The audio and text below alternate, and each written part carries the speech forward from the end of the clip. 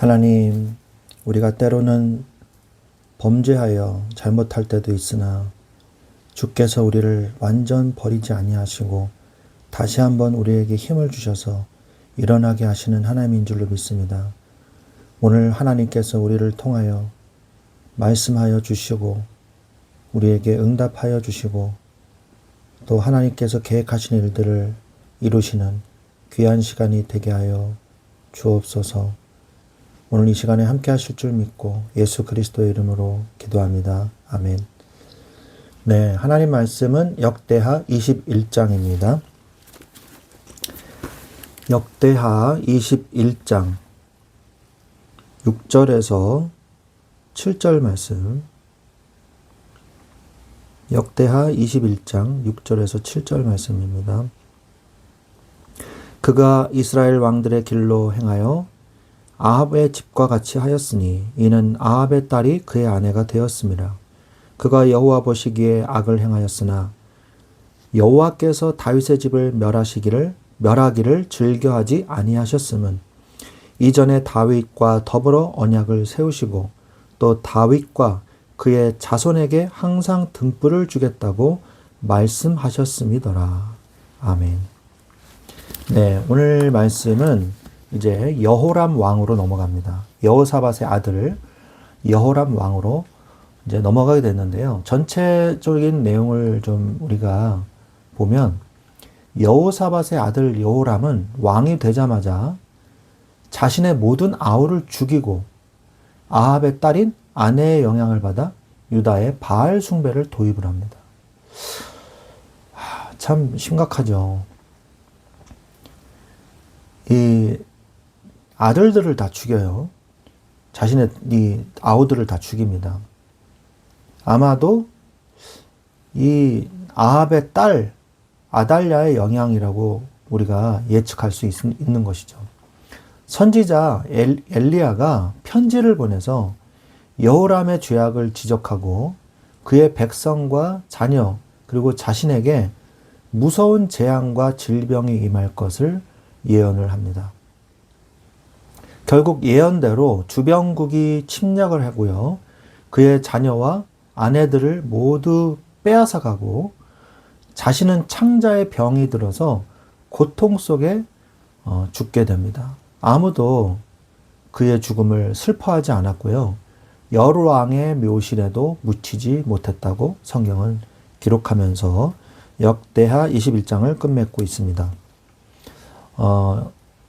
여로왕의 묘실에 두지 아니하였더라. 이게 21장 20절에 나오는데 역대 이 유대 왕들 중에서 이 열 왕의 묘실에 묻히지 못한 사람들이 나와요. 그 첫 번째 사람이 바로 여호람 왕이었습니다.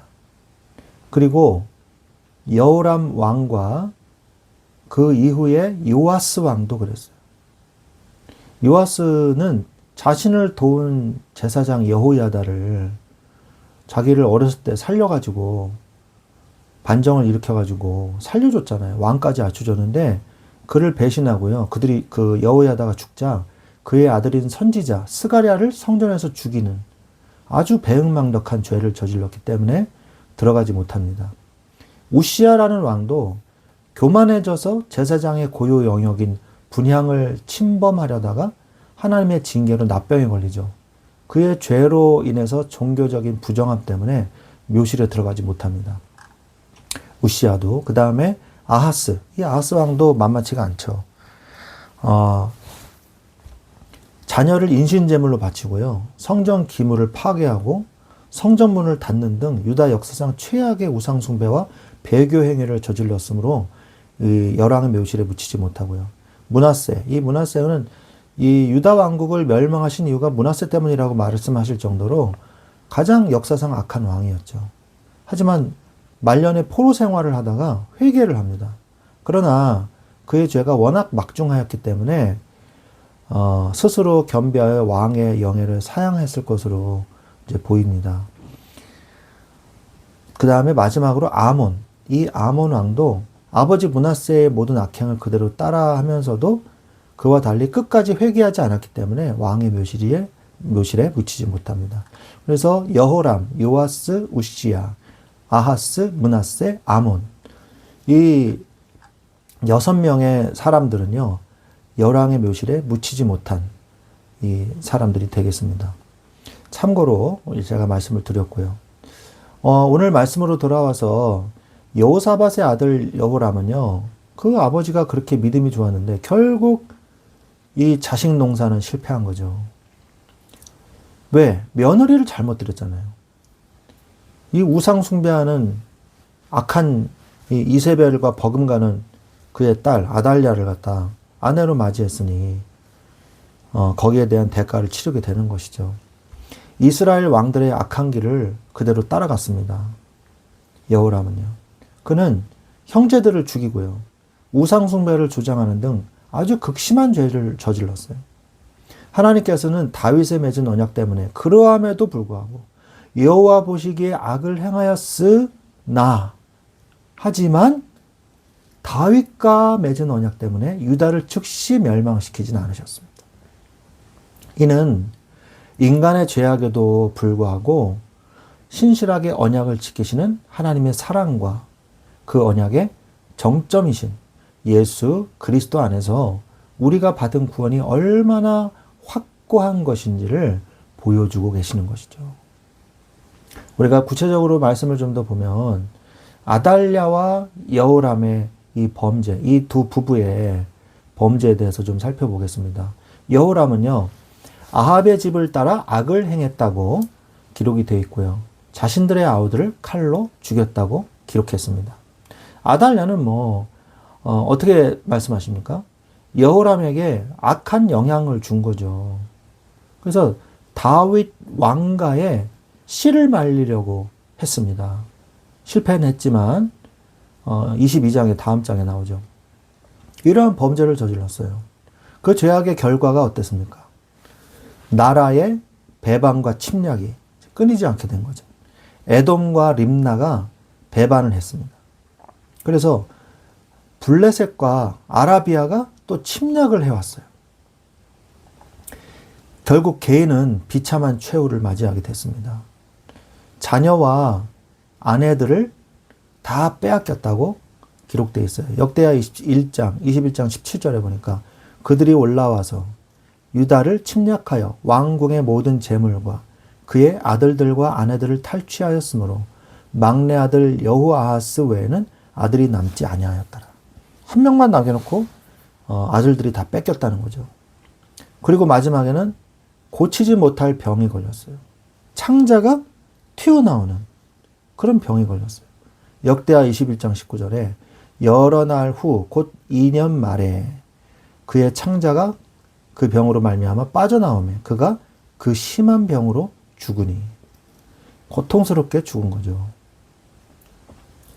우리는 오늘 이 아달랴와 여호람의 범죄임에도 불구하고 하나님께서 다윗의 이 등불을 끄지 않으셨다는 그 말씀을 우리가 통해서 우리는 멸하기를 즐겨하지 않으시는 하나님이시라는 것을 우리는 깨닫게 됩니다. 하나님은 그럼에도 불구하고 유다를 멸망시키지 않으셨어요. 당장 다윗의 등불을 끄지 않겠다고 하신 약속 때문이었습니다. 그리고 유다를 통한 하나님의 약속을 신실하게 지키셨죠. 우리도 이 하나님의 약속 안에 들어와 있는 자들입니다. 이 하나님의 약속은요. 예수 그리스도로 말미암아서 완전히 영원히 완성되었고요. 이 그리스도의 약속 안에 들어오는 사람은요. 생명의 성령의 법 안에 들어오게 됩니다. 로마서 8장 2절에 나오죠. 그리고 빌립보서 3장 20절에 천국 시민의 법 안에 들어오게 돼요. 그래서 빌립보서 3장 20절에 천국 시민권자가 되는 거죠. 또한 요한복음 1장 12절에 하나님의 자녀가 되는 권세를 받게 돼요. 이게 하나님의 약속입니다. 그래서 우리가 그 안에서 때로는 우리가 범죄할 때도 있고 잘못할 때도 있습니다. 우리는 완전한 존재가 아니잖아요. 그럼에도 불구하고 우리가 주님 앞에 또 나와서 회개할 때 하나님께서 우리를 용서해 주시고 다시 우리를 끌어올려 주시는 거예요. 우리가 예수님을 영접하고 난 다음에 우리가 예수님 뜻대로 하나님 뜻대로 살려고 노력을 했으나 죄를 범할 때가 있거든요. 근데 그렇다고 해서 우리가 구원을 취소되는 것은 아니죠. 하나님의 자녀이기 때문에 예수 그리스도의 보혈의 능력은요, 완전히 영원한 것이기 때문에 취소되지 않습니다. 그래서 우리가 회개하고 주님 앞에 나아가면 되는 거예요. 영원히 하나님의 자녀의 축복을 받는 거예요. 어떤 사람은 또 그래요. 아, 그러면 죄 짓고 회개하고 그렇게 살면 되겠네요. 그런 식으로 얘기해요. 근데 성경은 분명히 얘기해요. 그렇지 아니하니라. 그럴 수 없느니라. 안에 성령이 진짜 예수님을 영접하면 성령이 마음속에 들어오잖아요. 성령이 마음속에 들어오시면요, 양심의 거리낌을 당해서 절대 그런 짓을 할 수가 없어요. 하나님 앞에서 그런 짓을 할 수가 없어요. 우리가 죄를 안 지으려고 하고 죄를 지으면 괴롭고 이런 거죠. 근데 양심에 화인 맞은 사람들은 괴롭지 않다고 성경은 또 기록되어 있지 않습니까? 우리는 하나님의 자녀된 성령의 인침을 받은 자예요. 그렇기 때문에 죄를 짓고서는 살 수가 없어요. 괴롭거든요. 그래서 하나님이 우리에게 죄의식도 준 거죠. 그래서 하나님 앞에 결국 돌아와야만 해요. 우리가 자식이 잘못했다고 내쫓습니까, 집에서? 호적을 팝니까? 그건 아니잖아요. 호되게 야단치고 다시는 그러지 마라. 그리고 다시 한번 갱생할 수 있도록 기회를 주잖아요. 그리고 돕고 끝까지 붙잡고 있잖아요. 그게 바로 하나님의 사랑입니다. 하나님께서는요, 나와 함께 하십니다.